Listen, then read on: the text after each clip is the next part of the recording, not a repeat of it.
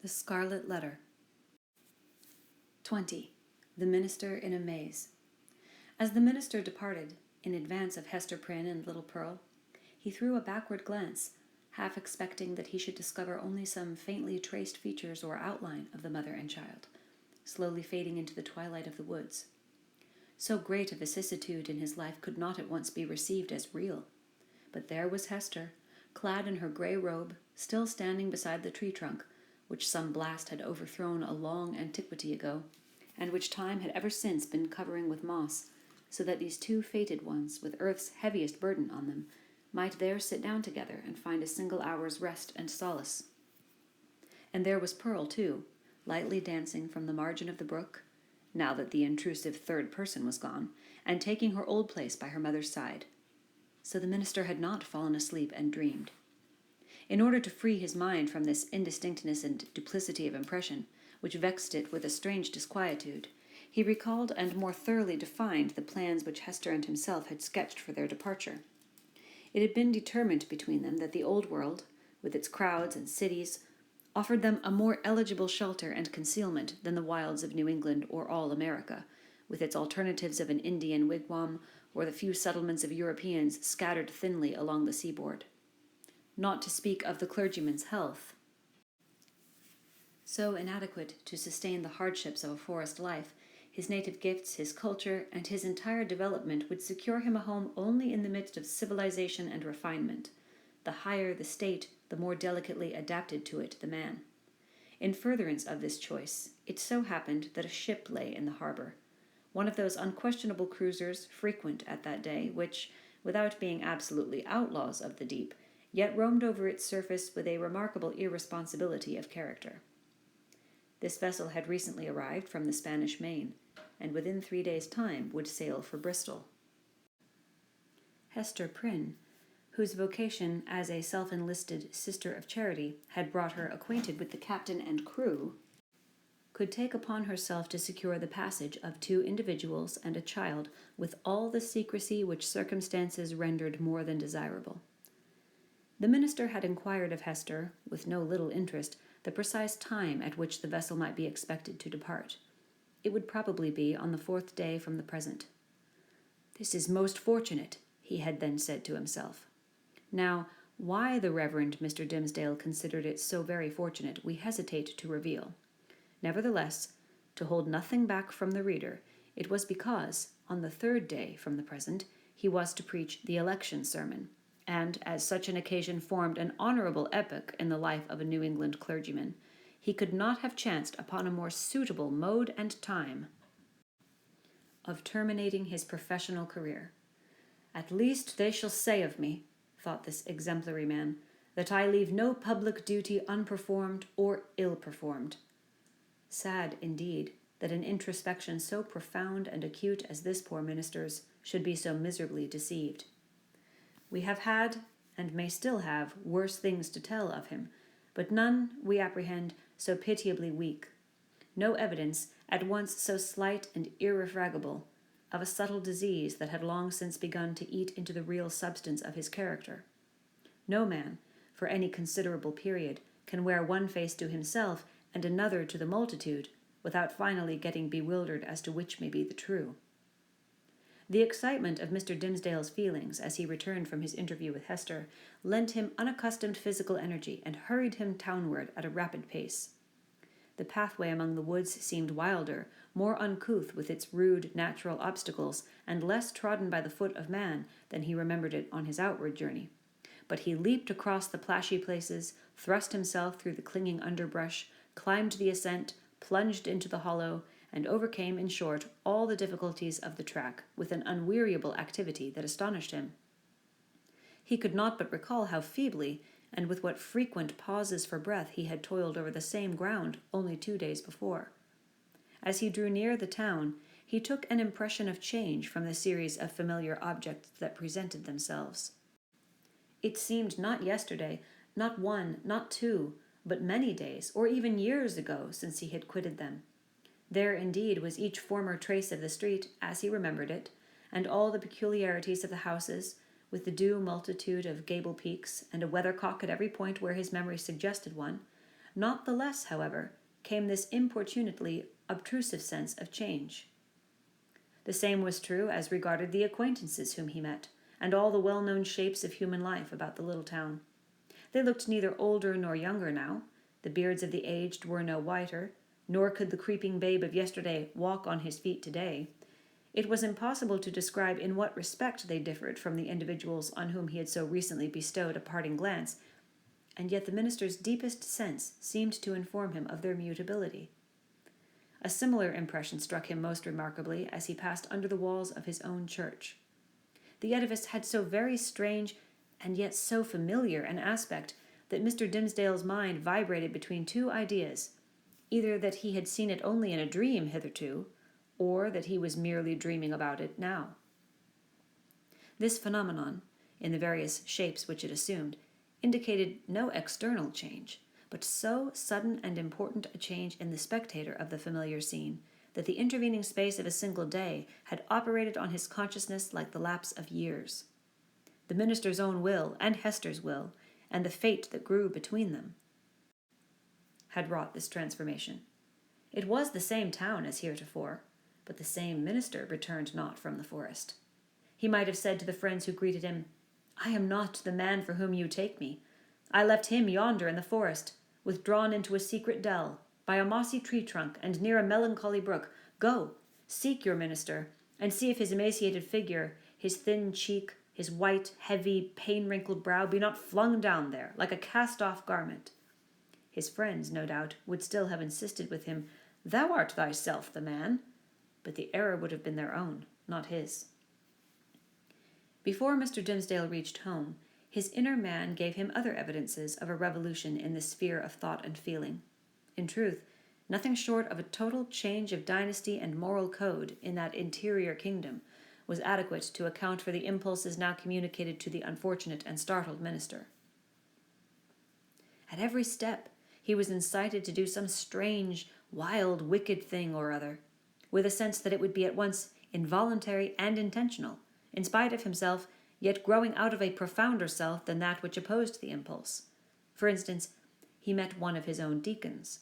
The good old man addressed him with the paternal affection and patriarchal privilege which his venerable age, his upright and holy character, and his station in the church entitled him to use, and, conjoined with this, the deep, almost worshipping respect which the minister's professional and private claims alike demanded. Never was there a more beautiful example of how the majesty of age and wisdom may comport with the obeisance and respect enjoined upon it, as from a lower social rank and inferior order of endowment towards a higher.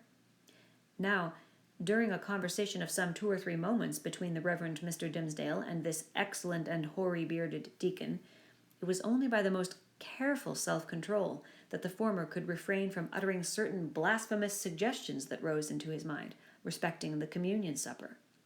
He absolutely trembled and turned pale as ashes, lest his tongue should wag itself in utterance of these horrible matters, and plead his own consent for so doing, without his having fairly given it. And, even with this terror in his heart, he could hardly avoid laughing to imagine how the sanctified old patriarchal deacon would have been petrified by his minister's impiety.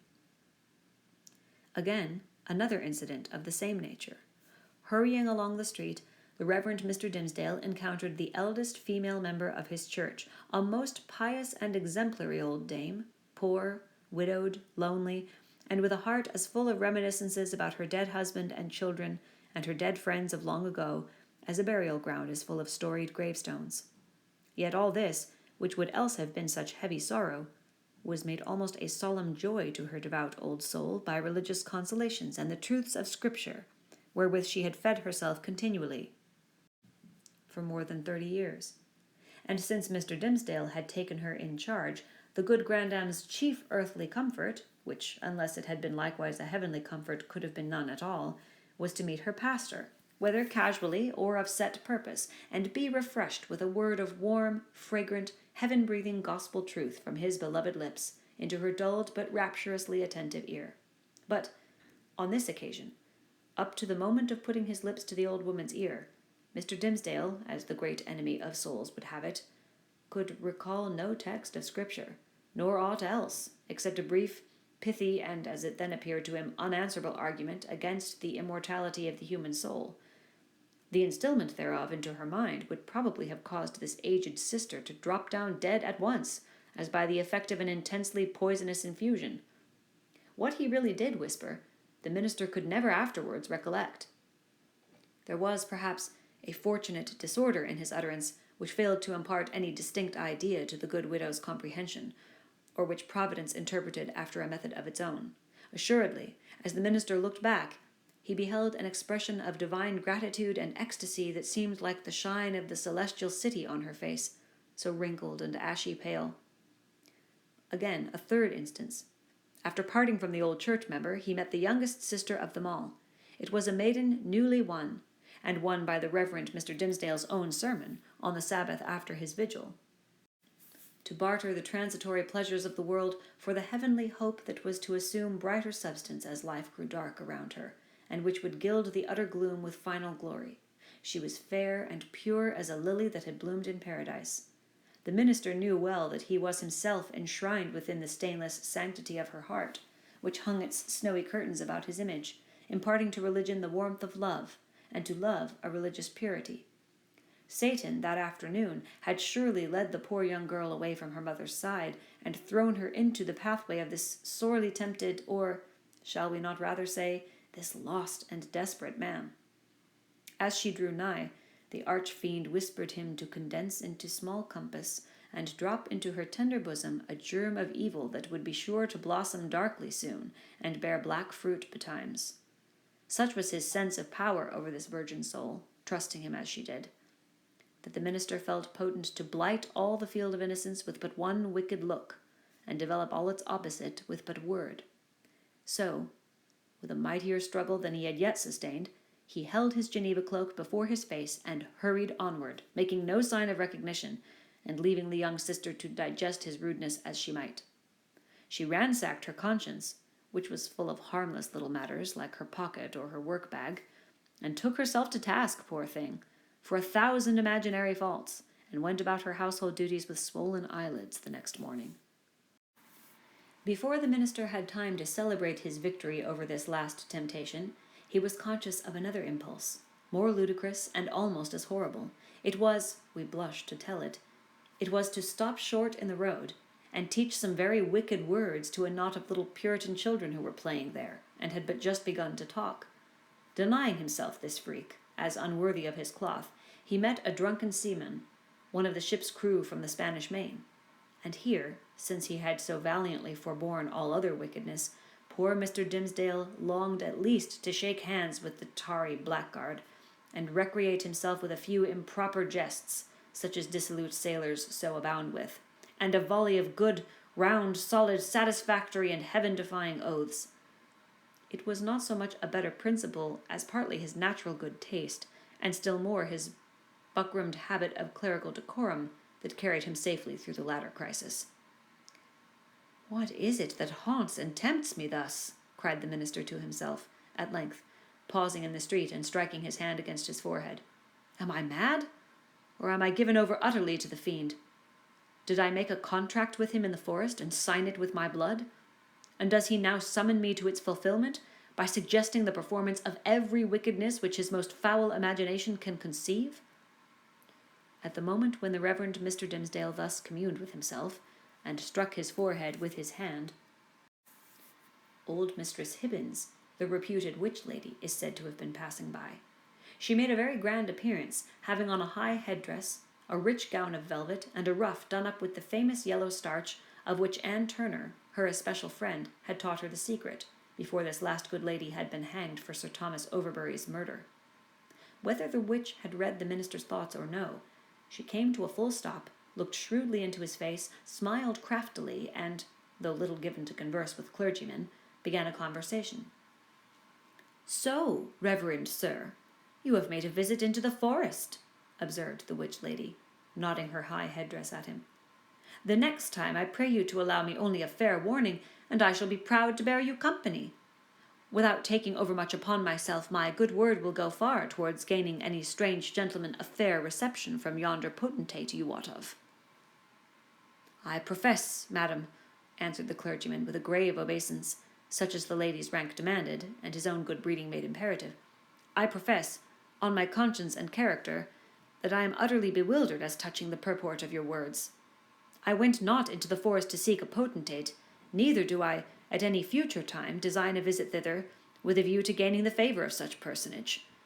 My one sufficient object was to greet that pious friend of mine, the Apostle Eliot, and rejoice with him over the many precious souls he hath won from heathendom. Ha, ha, ha, cackled the old witch lady, still nodding her high headdress at the minister. Well, well, we must needs talk thus in the daytime. You carry it off like an old hand. But at midnight, and in the forest, we shall have other talk together. She passed on with her aged stateliness, but often turning back her head and smiling at him, like one willing to recognize a secret intimacy of connection. Have I then sold myself, thought the minister, to the fiend whom, if men say true, this yellow-starched and velveted old hag has chosen for her prince and master? The wretched minister, he had made a bargain very like it. Tempted by a dream of happiness, he had yielded himself with deliberate choice, as he had never done before, to what he knew was deadly sin. And the infectious poison of that sin had been thus rapidly diffused throughout his moral system.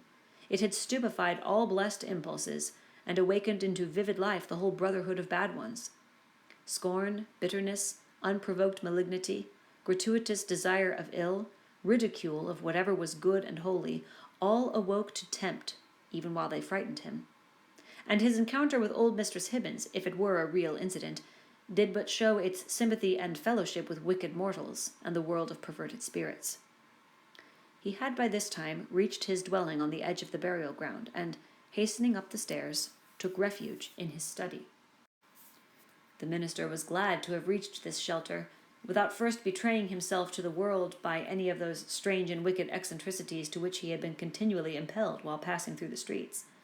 He entered the accustomed room, and looked around him on its books, its windows, its fireplace, and the tapestried comfort of the walls, with the same perception of strangeness that had haunted him throughout his walk from the forest dell into the town and thitherward. Here he had studied and written, here gone through fast and vigil and come forth half alive, here striven to pray, here borne 100,000 agonies. There was the Bible in its rich old Hebrew, with Moses and the prophets speaking to him, and God's voice through all. There on the table, with the inky pen beside it, was an unfinished sermon, with a sentence broken in the midst, where his thoughts had ceased to gush out upon the page 2 days before.